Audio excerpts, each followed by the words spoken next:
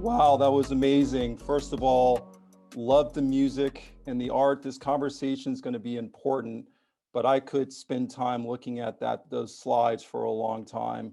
Thank you all for joining. I see in the chat, everyone's calling out where they're from. So I'm in Los Angeles early. For those who are midday, we really appreciate taking time for this important conversation and learning series. My name is Tarlin Ray. I'm the Vice President of BigFuture at the College Board and friend of Citizen Schools. One quick housekeeping note before we dive in. Please drop any questions you may have during the conversation into Q&A. We will do our best to address questions at the end of the panel discussion. But let's get into the meat of the topic today. Elevating Voices for Equity represents Citizen Schools' commitment to learning and engaging the community, and to hear from BIPOC leaders on important topics around educational equity and workforce development. We first like to thank all of our generous sponsors and supporters for this conversation series. A special shout out goes to our Changemaker sponsors, Amazon, the Boston Foundation, Eaton Vance, Fiduciary Trust, and Goldman Sachs. We appreciate your commitment and giving us the opportunity to hold this important dialogue. This is the second in our series. Today's event will highlight non-traditional post-secondary education options, the role of community colleges, historically black colleges and universities and tribal colleges, and ways that we can support underrepresented students to persist through these pathways. I do want to take a beat to talk about Citizen Schools, who's sponsoring this whole panel discussion, and we'll talk about the work they've been doing during this pandemic. Citizen Schools supports our students, schools, teachers, and communities with remote and hybrid resources and capacity building for deeper student engagement and hands-on experiential learning in schools and communities. This year's Citizen Schools Makers and Mentors Network launched the inaugural class of Maker Fellows. 26 fellows who are AmeriCorps service members are placed at host sites throughout the country to support maker-centered learning in their communities. During their fellowship, they also participate in year-long professional development program to launch their career as community educators and leaders. I've really, over the last year, appreciated getting to learn more about Citizen Schools' work and look forward to hearing about this inaugural class. So without further ado, I want to introduce our panelists, this distinguished group of individuals to tackle this important conversation. I'll ask each panelist to say their name, organization, title, and 3 words that embody their identity. Since I'm going to ask each of you to share, I'll share mine. Supportive, girl dad, yes, that's one word, and competitive. Let's start with you, Sarah, and take a moment to introduce yourself. Sure. Thank you. I'm so glad to be here today. Nawa, hello. Sarah EchoHawk. I'm the CEO of the American Indian Science and Engineering Society. That's a bit of a mouthful, so we just go by AISES. And I'm a citizen of the Pawnee Nation of Oklahoma. And my 3 words are, I had to write them down, indigenous, industrious, and idealistic. Yeah, that's not fair. I didn't know we needed to rhyme. All right, that's fantastic. It's great to meet you. I'm gonna work on mine. Tiffany, let's go to you next. Good morning or afternoon, everyone. My name is Tiffany Mfume. I am the Assistant Vice President for Student Success and Retention at Morgan State University in Baltimore, Maryland. We're the largest of 4 historically Black public colleges or universities in our state. My 3 words are faith, family, and favor.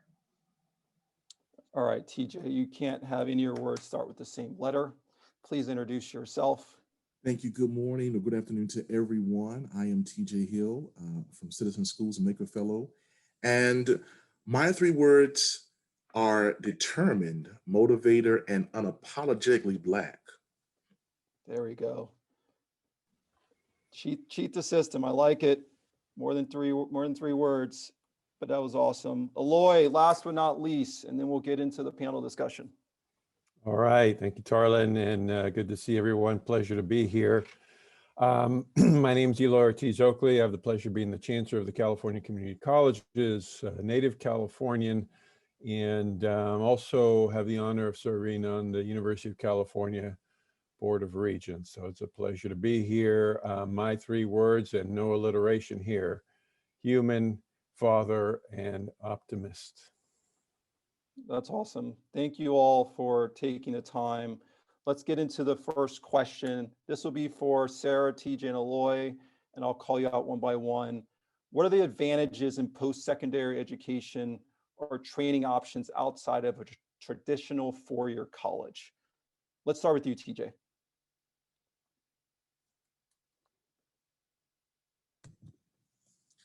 Thank you. What I want to share this morning or this afternoon, depending on your time zone, I am a proud graduate alumnus, product of historically Black College University, Morgan State University, which is located in Baltimore, Maryland. The advantages, before I even go into that, I just wanted to share about the importance and the significance of the HBCU. I believe that's very important for those of you that are here with us in this panel discussion. The HBCU, of course, is a special mission institution, and this institution is birthed out of the need for the Black community to receive formal education.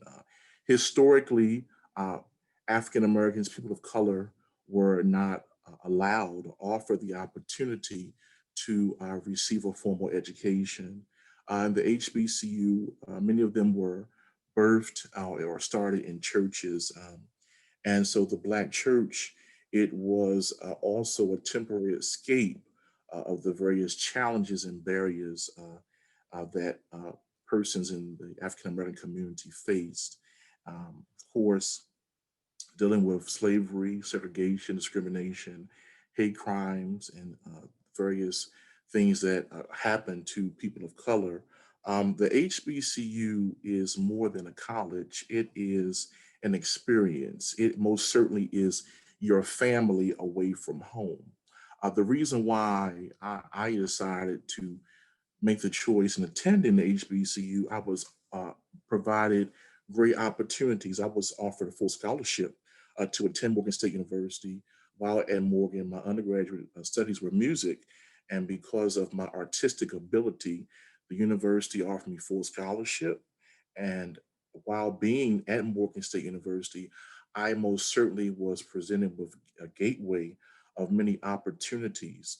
While at Morgan State University, I was able to travel both nationally and internationally as a member, as an ambassador of the world-renowned Morgan State University Choir. And so because understanding the specialty of the sacredness of an HBCU was the reason why I decided to attend this special mission institution. And it was a very rewarding and welcoming experience, both socially and academically. I can truly say that my passport is stamped, and I received the most stamps on my passport because I decided to attend Morgan State University, which is recognized now nationally as a national treasure. So with that being said, that is the reason and behind me deciding to attend an HBCU, and it was a remarkable and a rewarding experience for me. Thank you, TJ. Sarah? Well, I'll talk a little bit about the tribal colleges and universities.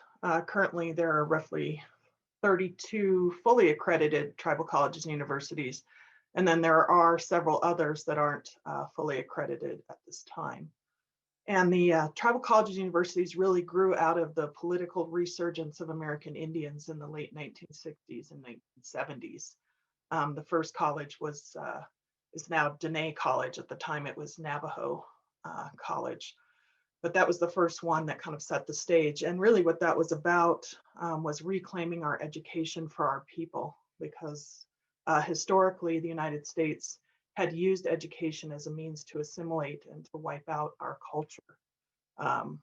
kill the man, or sorry, save the man and kill the Indian, if you will.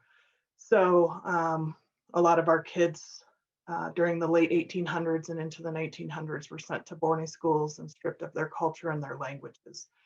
So education really was an extension of taking back, if you will, our independence and our self-determination, our sovereignty. They are important today for all of those reasons, obviously, but also because what we know about Native people or Indigenous people is that culture is central to everything that we do. And the tribal colleges and universities are run by, typically, not all of them, but are run by tribes. Some of them are coalitions or a collaborative group, but they are culturally centered in what they do, and they're typically then close to reservation populations. And that's important because often students have to travel a great distance to get to college. And so these are a little bit closer and closer to community, and really bring culture into teaching and make it relevant. And we find that students are then more successful. And I'll talk a little more later in the panel here. That's great. Eloy? So, you know, I'm a product of the California community colleges, and the community college system in California is about serving the top 100% of students. It is the most democratic system of higher education in California, and for that matter, the community colleges across America are the most democratic. It is our mission to serve everyone who comes to our doors, and that is somewhat unique in higher education, in a system where we value those institutions that are the most selective, not the most inclusive. And I think that has shaped this notion about what is traditional and what is non-traditional. So I think part of the issue that we've been trying to change, the dialogue that we were trying to change, is this notion of what is a non-traditional student. The non-traditional student, as we talk about today, is the traditional student, is members of every community, talent coming from every community throughout America, trying to gain access to higher education. And they do that in places like community colleges. And then they have the opportunity to go on to places like Morgan State. I mean, the California Community Colleges has agreements with probably half of the HBCUs in America. But if you think about it, you know, we're serving the greatest number of undocumented students in America in the California Community Colleges, the greatest number of Black students, Latino students, students from all backgrounds. And for us and for them, it's about access to opportunity. It's about economic mobility. So we have to infuse our curriculum, infuse our culture on campus to focus on that notion of economic mobility, because so many of our students, we consider them non-traditional because they do not come from networks, backgrounds, or family where we think about higher education as traditional. So we have to break that culture. We have to break that notion. And that's the work that we do. And this is true of every community college in America. And so it's a pleasure to be at a point in time when we have an administration where at the highest levels, we're valuing the kinds of students that come to community colleges or come to broad access public universities. And so I'm hopeful that through these conversations and through the policy discussions, we begin to think about what we now see as non-traditional students as the traditional students, and we begin to value them in that regard. That was fantastic. Let's get to the second question. This will be for Tiffany and TJ. What are some of the barriers that exist for underrepresented students, and what are post-secondary educational institutions' roles and responsibilities in this work? Tiffany, let's start with you. So, as I said in my introduction, I'm TJ's alma mater. He's one of our former stars and students. Well, not former, because now he's a star alumnus of the university, but we serve a population of students that's about 7,500 students. About 81% of our students are Black students, so we have a majority minority population, which makes us special. And what we've seen in terms of these types of barriers, our students face traditional barriers as many minority students of color face, such as financial. That's the #1 barrier, having money to pay for college, and not just the money for tuition and fees, room and board and books, but money to sustain my family, because as Sarah said, culture is such a part of our community, meaning our students are involved in the financial wellness of their families. Many of our students work part-time, full-time. They contribute to their families. They support their siblings. They're part of the family culture. So that can be a barrier. So the direct financial barrier of literally paying for tuition and fees, and then all the indirect financial barriers of what happens when I remove myself from my family culture to attend a college or university. Our students also face the barrier of perhaps being a first-generation student, which means there's not anyone necessarily in the household who has navigated our overly complex, bureaucratic, antiquated systems in many cases. And even when they're not antiquated, even when they're innovative, we have acronyms, we have a lot of insider type of approaches to, how do you, register? How do you get your financial aid? How do you set up a payment plan? So that can be a barrier, just being intimidated by our post-secondary education kind of framework. Also, we found since COVID that there's a barrier that is a little less obvious with technology and access to post-secondary education in terms of readiness for the level of work that we have, not academically or in cognitive readiness, but readiness in terms of what devices I have in my family, what type of high-speed internet I have or don't have. When in our all virtual format, we've seen that there's a barrier not only of the device itself and the bandwidth as far as, being in a live classroom or a high flex environment, but maybe I don't have privacy. Everyone's at home, we're sharing devices. I have siblings. Again, part of the culture of many Black families is multi-generational living. You've got parents, you've got grandparents, you've got sisters, cousins. We're all using the same bandwidth. We're all sharing the same devices. And I may not have an environment where I can turn my camera on because I might have other people working in the same room. So there are a lot of those type of barriers. And then the most critical barriers sometimes are not the traditional ones. Barriers like sense of belonging, like cultural, feeling like an alien in a post-secondary environment. And that's where our HBCUs thrive. That's the one thing, and TJ mentioned this, about feeling like you fit in, that you do belong. And this is a family, and this is the culture that you're accustomed to. Our students have less to worry about in terms of stereotype threat and microaggressions. And a lot of times students have already doubted themselves and whether they are ready, whether they belong again. And so we thrive at non-traditional type of HBCUs, minority serving, indigenous serving, post-secondary institutions, is that we have that culture that the students are accustomed to is available on our campuses, the sense of family, the sense of community, the way we communicate, the types of gatherings that we have. We have a thriving faith community on our campus. We have a thriving LGBTQ community on our campus. Students can find their spot, students can fit in, and just quite frankly, in a post-2016 environment, just seeing, being in a safe place where you look around and people look like you. Our students, and not just Black students, but we found that even our international students tell us how comfortable they feel in an environment where nobody is stereotyping them as well, from having a Middle Eastern background or an African background. So it's a place where those types of barriers that have to do with belonging and stereotypes, we try to address those barriers and create an environment where students can thrive.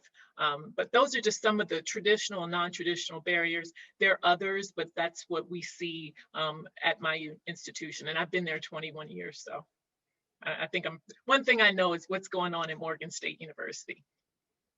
Thank you for that, Tiffany. TJ?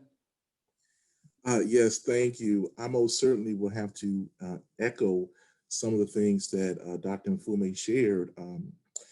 Even as we talk about the HBCU and the specialty of it, it just comes full circle. I'll share with everyone that is here. Dr. Mfume actually was the first person that gave me my start and allowed me to get my foot in the door in having a professional career. Of course, I've always worked as a young adult, but as it relates to actually getting my first professional job, it was under her mentorship, her guidance, and her tutelage, in which I was able to get my foot in the door in the world of education. So it's just full circle to have your mentor now being on the same panel with you, having this wonderful conversation, talking about some of the barriers that students face and the challenges they face, especially those that attend the HBCU, members of the African American community. As Dr. Mfume shared, socioeconomic status is one of the major things. Many students are members of low-income families and households, which is a big burden for many of them. How am I going to be able to afford college? How can I really make it? I have to work, I have to support my family. Also, first-generation college students, so they may not have really been exposed or introduced or don't have any insight as it relates to their family or guidance on the whole college process. I will also say having experience in both higher education and K through 12 systems, poor public education in many of these inner city urban communities, especially in Baltimore.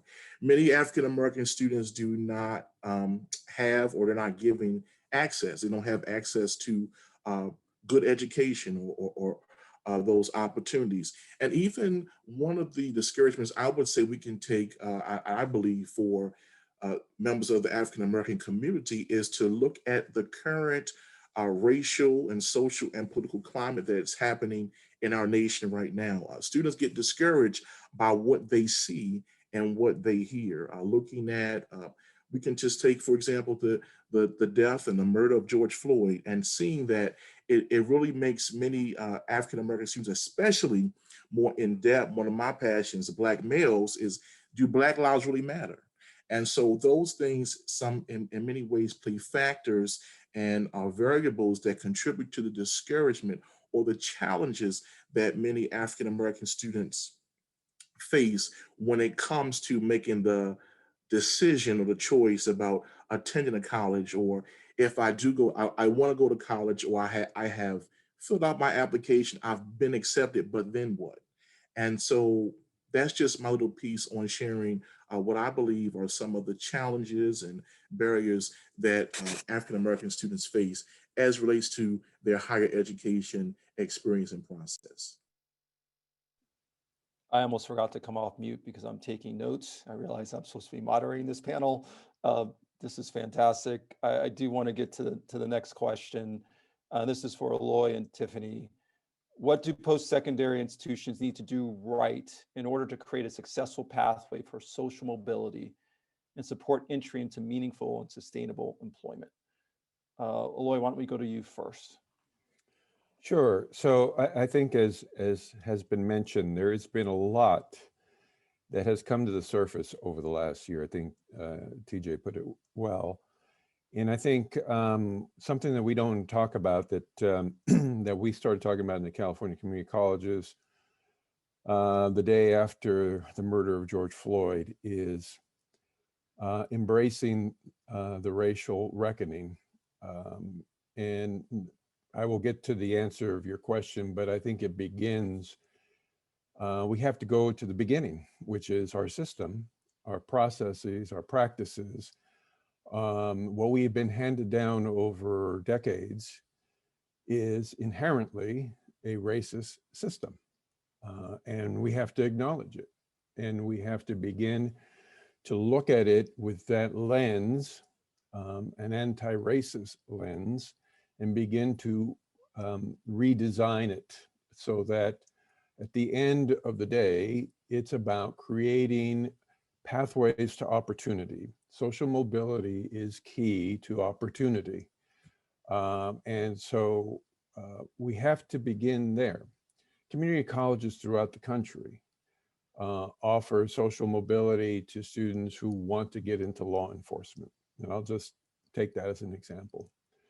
But we have to own the curriculum that we offer, and we have to look in the mirror and say, how are we preparing students in law enforcement to go on and serve in the way that we would want them to serve and have the respect for communities that we want them to have, and not see that as not our responsibility.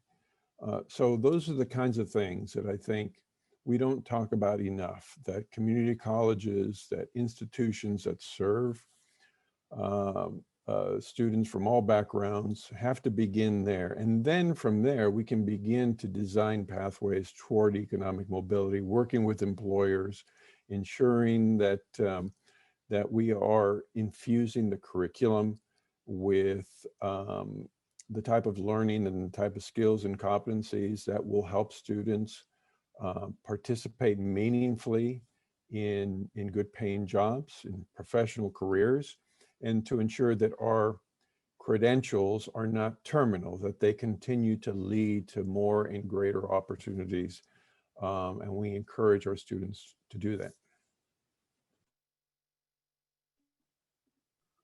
Great, Tiffany? So one of the things that we found is that when it comes to employability and getting students ready for their career, the number one way that we've been able to do that is by getting students in those careers as undergraduate students, as interns. When our partners across any number of employers, whether it's we thrive in engineering and our engineering interns have a rate of going into employment with the company they interned for at over 90%. So whether it's in engineering or in business, or we have partnerships with all, everybody from Disney to Target. When our students intern with those partners as undergrads, they are likely to get a job offer. I mean, that's just the way it works when they can not only be trained on the job, but the partners get to see the strength of our students. We have, of course, we're in Silicon Valley now with partnerships with Google and Facebook and all those things. So internship is a key point of getting our students ready for employability. But then we found that there are other high impact practices that lead to higher rates of employment. For example, research with faculty, service learning, experiential learning. I'm missing a couple. Study abroad. The types of high impact practices that get students excited about their careers are more likely to have them end up with a job at the end of their education. The other thing we found out is that in many traditional post-secondary models, especially at four-year institutions, the practice has been to wait until students are, quote, ready as juniors and seniors to put them in those high impact practices. So a lot of times they don't get an internship or research with faculty or study abroad or service learning until they're juniors or seniors. Well, guess what?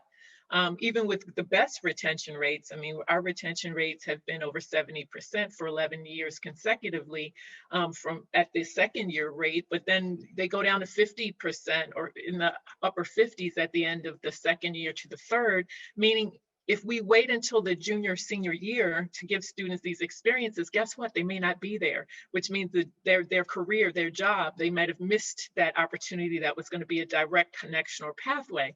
So what we've tried to do is roll back those high impact practices to the first and second years right away, as students are at the end of their first year, before they're coming back for their second year, and certainly from the second to the third. Let's get them involved with these high impact practices.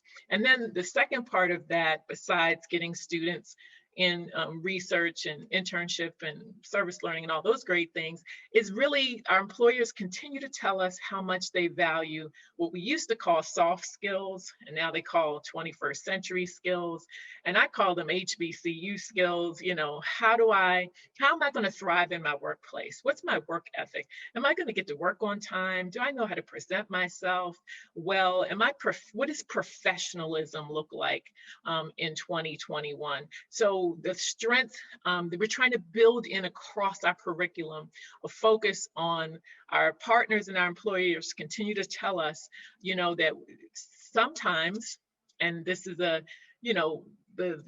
borderline millennials to the Gen Zs are so innovative and free-spirited that they come into professional environments not really understanding, quote, traditional professional environments. So they've asked us to help them with that. And so we've been putting in more emphasis on, again, what it looks like in a traditional business environment, what professionalism looks like. So we're working on both those high impact practices that really serve as a pipeline to employment, and also those 21st century soft skills, and just trying to get our students to balance having confidence with also needing, also feeling confident enough to know when they can ask for help, when it's okay to ask for help, and the resources that employers have to help further to develop your skills.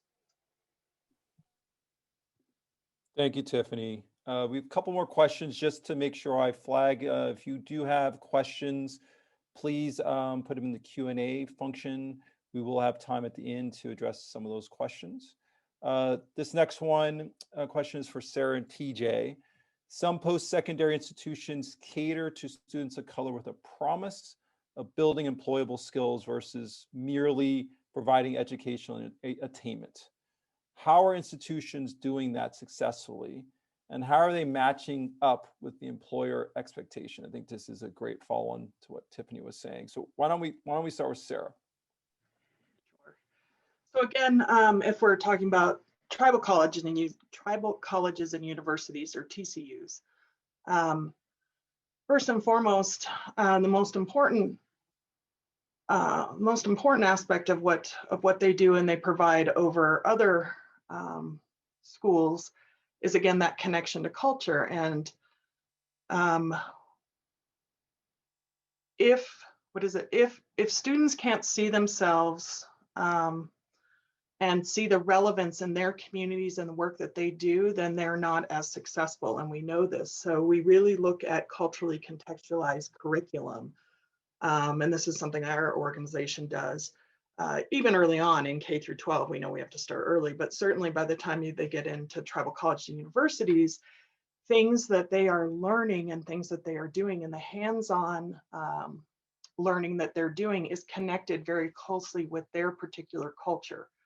There are over 570 federally recognized tribes, tribal nations in the United States. About 220 of those are in Alaska, but the rest here in the lower 48.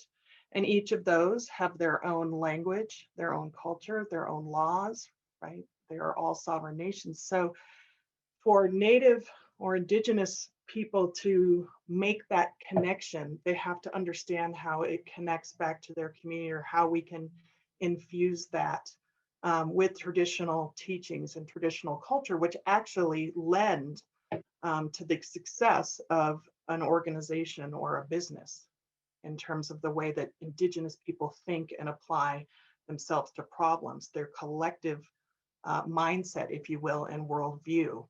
And so taking that and integrating that into the hands-on learning is what's happening at many of these tribal colleges, and very successfully.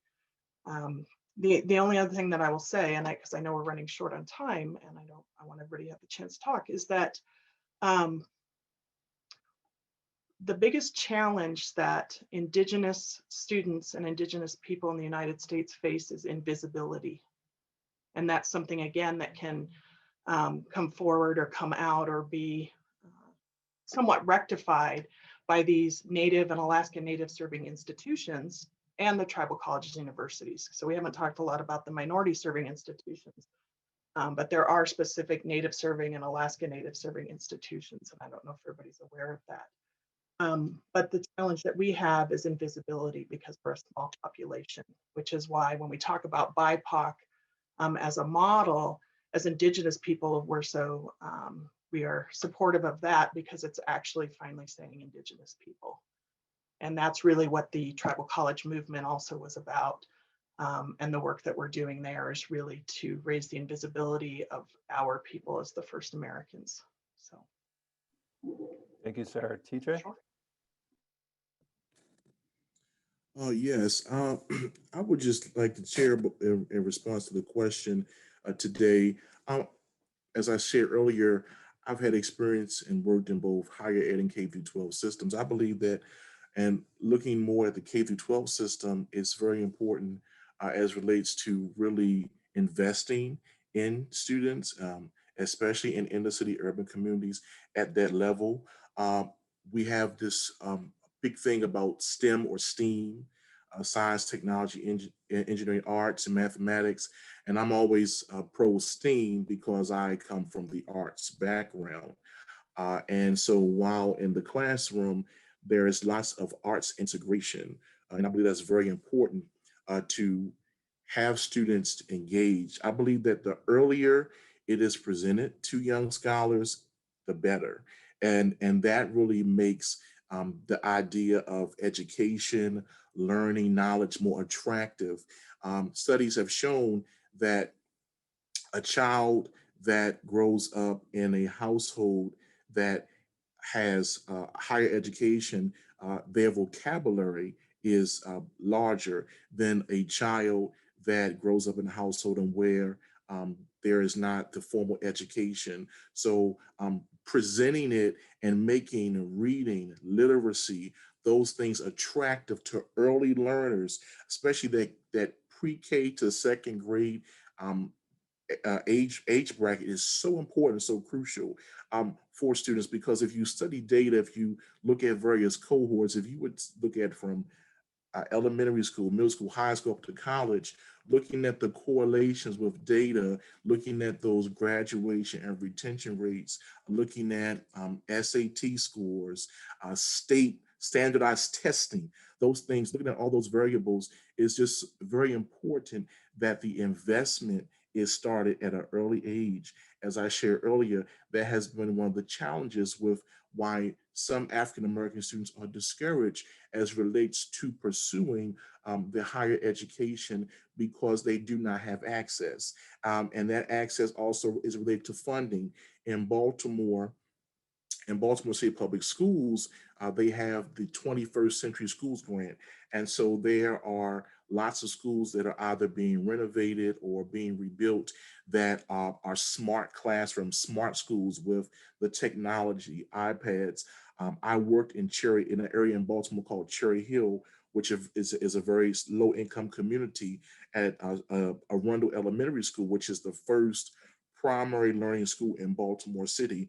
And that is a 21st century school building. You can see me on the district's website teaching young scholars, second grade students, introducing them to block programming and coding. So the investment, I believe, must start at a very, very young age. And then that, and as a result, as the students begin to progress and mature, then the idea of them being able to work in the areas of engineering and mathematics and science, they actually believe that they are able to do it because it has been presented to them at a young age, and they have the desire, the eagerness, and they are willing to learn, and they are encouraged to go further and pursue education as it relates to higher learning. Fantastic. We have one more question. This will be for Tiffany and Sarah, and then we'll get to some of the questions that have come in through the Q&A. So let's address the unique challenges that have emerged from the pandemic, dramatic declines in post-secondary enrollment and job loss. What do you think must happen in order for us to reverse these trends? Why don't we start with you, Sarah? Yeah, sure. So talking about the Indigenous population, like other communities of color, of course, we were very hard hit. Some of you may have even seen on the news, like what happened at Navajo Nation. So great challenges just in terms of our population being impacted more than some others. The other thing that really was revealed through the pandemic was, and we've mentioned a little bit of it here, is the digital divide, right? The access to broadband. And particularly if you read and look at the data, and there's not a lot, but if you do look at the data, we call it Indian countries. So Indigenous peoples here are the least connected of any population. And so that became very problematic for our students when we went to online learning. We had students literally like in their car, well, if they had a car, or in their friend's car, like in the parking lot of the tribal colleges, trying to access the internet to access their classes, right? So disproportionately affected there, losing their housing, transportation. We were talking about internships. We had a lot of internships be canceled, and students rely on those financially as well as for education. So it really revealed, I think, things that we all already knew were problematic about education for Indigenous peoples, but really just brought it to the, to the forefront and really said, this is an issue that we're going to need to address sooner than later. So I would say for our population, the digital divide is one of the keys to addressing inequity in education, especially in tribal colleges and reservation communities. Great. And Tiffany? Well, unfortunately, physically, we've dealt with death and loss from COVID at a higher rate. As you know, we're 13% of the population, Black people, but are accounting for 25% of the deaths from COVID. I know I've stopped counting how many people in my family, my church, my friends who have actually died in the last year as a result of COVID-19. So we have that, the literal grief, death, loss, families disrupted from COVID. Of course, we've already talked about, and I talked about how the virtual learning has been a curveball for our students of color. Another thing we found out is about how critical for us in our culture it is to have campus housing available. So many of our students, that has nothing to do with any academic endeavor. It has to do with they want to be removed from their current environment that they don't feel is as supportive for post-secondary education. And by the way, many of our students who requested emergency housing when we went virtual and we knew we had limited spaces and we're going to have COVID protocols and testing and only one student per room, they weren't our out-of-state students. They were our Baltimore students who wanted to leave their neighborhood. They did not want to stay a year in their current situation. They wanted to be on campus. And that was a real lesson learned about the importance of campus housing. Again, as Sarah said, it's something we know, but it really came to surface when we saw how many students were requesting to live on campus who were local students. And that also was tied to what Sarah said about needing access to our resources, our broadband internet, our library, which was still open, even though courses were virtual. But I'm very optimistic about the bounce back from this because our students, because I talked earlier about sense of belonging and culture and how much our campus is a family, and even with 7,000 plus people, it's a tight-knit community. Our students want to come back. I have no fears about our enrollment. We've been down 2 to 5% for these last couple semesters, which is moderate. It was literally down 2% in fall, and we're hoping it'll be, we're still in our reinstatement process for financial reasons, getting back to that barrier, but we're hoping we'll be around 3% down for this spring. We're at 4% now, but Our students want to come back. Our students miss their community. Our students want to be on campus. Our number one question with our town hall meetings and all the communication we have with students is, when are we coming back? And when can I live on campus again? So we have to worry about the safety protocols and testing. Our president has requested that we be a state of Maryland vaccine site. We do have the deep freezers that you need for Pfizer and others because of our research infrastructure and the work that our faculty do in research. So hopefully, I feel like the main thing is to sustain the lessons learned from this. I'm not as worried about coming back as far as enrollment. I'm more concerned that we see that certain things that we were doing should have been undone, like all of our paper forms that had to go virtual. Students no longer have to walk forms around campus. Please, let's not go back to that. You know, let's keep the lessons learned. There were some great things that came out of COVID. For us, virtual advising appointments. We've had a great experience with advisors being able to spend more time with students one-on-one without the distractions of how much they love each other and love the campus when they're trying to just hop in your office for a quick second. But I want to make sure, my concern is that coming back from COVID, that we integrate the lessons learned into our new normal.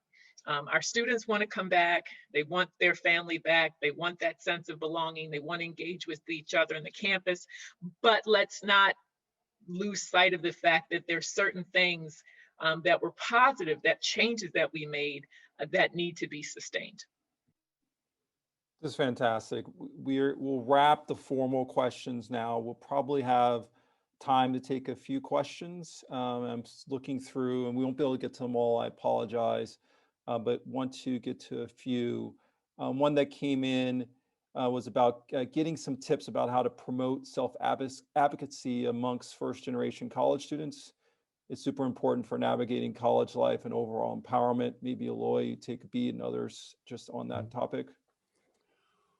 I think it's been mentioned a few times on the panel. I think one of the most important things that we can do is to ensure that when a student sees themselves and sees the college campus, they see themselves as part of that college campus. And so one of the most important things that we can do in all of higher education is to diversify our faculty and staff so that more people with similar experiences to our students are there, relatable to our students. They see themselves in their faculty and their staff. That is just, I think, the greatest barrier. We can spend all day talking about the barriers to first generation students, but the greatest barrier is this culture that we've created that, that some students do not belong on a college campus. And I think that's the most important thing to change. And that's our responsibility, not the students' responsibility, to figure out how to change that mindset. Okay, next question. It's actually an interesting conversation around internships. And one of the questions that came in, this is moving on me, is really around internships that may not be as accessible because they're unpaid. So how can people be supported through unpaid internships since they're probably not going away? I want to say, because again, we've had such an emphasis on this at our university, one of the reasons why you need partners with companies and corporations that are at the administrative level, as opposed to faculty getting a little internship here or there, or students finding their own internship, is because we negotiate that we're not accepting unpaid internships. Guess what? You're Disney, you're Target, you're Lockheed Martin, you have money, you have to pay our students.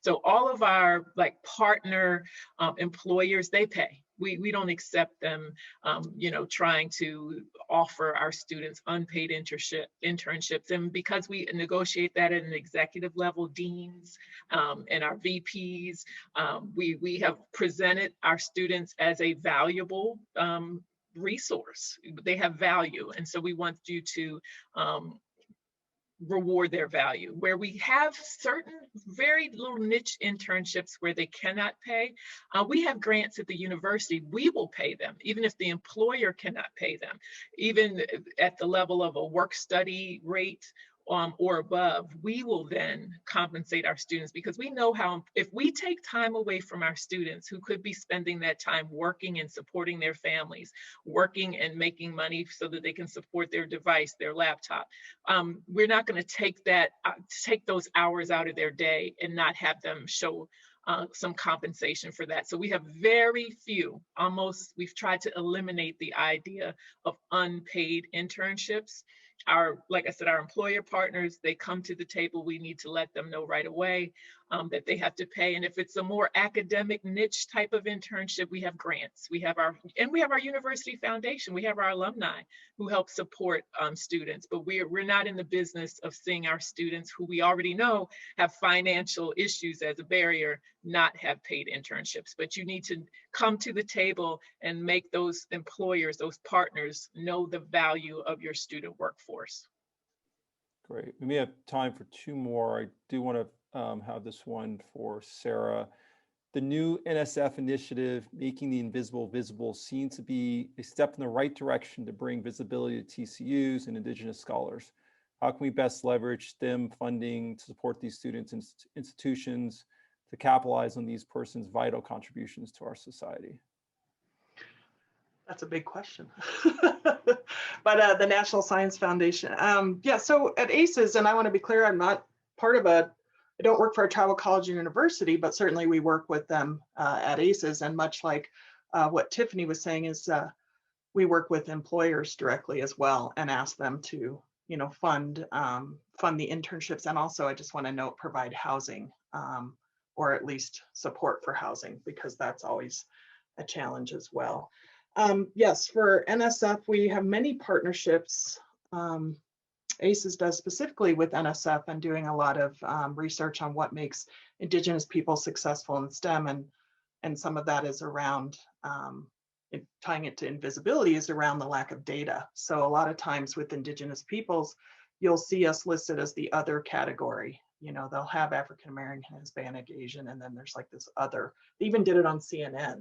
They were like showing some data on CNN recently during the election, and we're showing like voting trends or something, and they just had other, and then they started talking about Native Americans, like we're just other, or no, I'm sorry, we weren't other, we were something else is what they called us, something else. So we're like, yeah, we're something else. So certainly we look to those opportunities and we look to partner, and some of the ways that we do that is through cross community work. We're part of something called the 50K Coalition, which is to increase or actually graduate 50,000 diverse engineers by 2025. And we work with the National Society of Black Engineers, Society of Hispanic Professional Engineers, and Society of Women Engineers. So I think that in terms of raising the visibility of Indigenous people, and again, getting back to NSF and this opportunity, I think the key, at least for us, is to collaborate across communities to become part of that and to work together, because then that increases our numbers, overall, and our visibility overall. And I think that we share a lot of commonalities, and if we come together and do more of these coalitions and these projects, I think that we all stand to gain a lot more. This was amazing. I wish we had more time. I'm going to have to call it to make sure that we finish at the hour. As I said, I was taking some notes and some things that struck me from the speakers, saying words like passport. My passport was stamped because I attended an HBCU, that you need to invest in students earlier so that they have an idea they can work in areas, and so they start to believe and have the desire and eagerness. Culture is central to everything that we do. Knowing the biggest challenge for Indigenous people is invisibility, that community colleges look to serve the top 100% of students, and that credentials should not be terminal, but they should lead to more and greater opportunities. That costs of college, there are direct and indirect costs. If you don't look at both, then you're missing the full equation. And that you need to be teaching 21st century skills and sort of what does professional look like. I have a page and a half of notes, and for me, sitting as a new executive of the College Board 6 months in, but managing a property called BigFuture, we are looking to create additional pathways. We want a big future for everyone, not just for those subset of students that find their way immediately on that path. So this has been enormously valuable. Thank you all for attending, for participating in addressing these critical issues. I do want to thank Sarah EchoHawk, TJ Hill, Dr. Tiffany Mfume, and Dr. Eloy Oakley for their time. Please take a moment to share your feedback by filling out our survey. It will be dropped in the chat. Anyone who fills out the survey, and I know this was mentioned in the chat, will be eligible to receive a digital copy of Dr. Mfume's book, What Works at Historically Black Colleges and Universities, 9 Strategies for Increasing Retention and Graduation Rates. And last, I want to leave, so this is the second in series, but there is another event coming up where you can join us virtually for the next Elevating Voices of Equity on April 6th at 9 a.m. Pacific, 12 Eastern, where we'll discuss the transition in America's workforce with a moderator, Mika Forbes, who's the Vice President for People and Culture at the Aspen Institute, Pamela Everhart, Senior Vice President, Head of Regional Public Affairs and Community Affairs at Fidelity Investments, Michael Collins, Vice President at JFF, Kania Dunn, Software Engineer at Wayfair and former AmeriCorps Vista, and Nikki Petrie, Executive Director of the Center for Native American Youth, Aspen Institute. We thank everyone for their time and energy today and look forward to you joining us for more events in the future.